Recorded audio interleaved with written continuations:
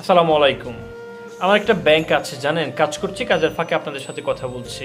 আমার একটা ব্যাংক আছে জানেন, যে ব্যাংকে কখনো আমি ডিপোজিট করি না, যে ব্যাংকের পিছনে আমি কোনো ইনভেস্ট করি নাই।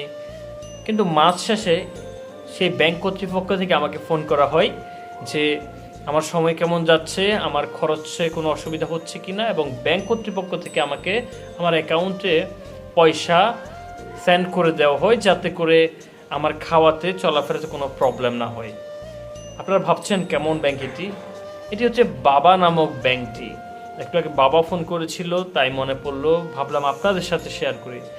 বাবা নামক ব্যাংকটি কোনো নিঃস্বার্থভাবে প্রতিনিয়ত আমাদের খোঁজ রাখতে চায়, খোঁজ রাখতে থাকে।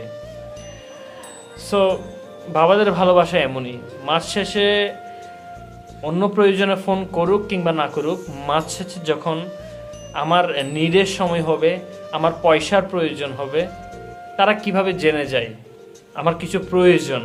তারা অনেক অনেক দূরে থাকার পরেও তারা কেমনে জেনে যায়। ভালো থাকুক সকল বাবারা। ভালোবাসা রইল পৃথিবীর সকল বাবার প্রতি। ধন্যবাদ।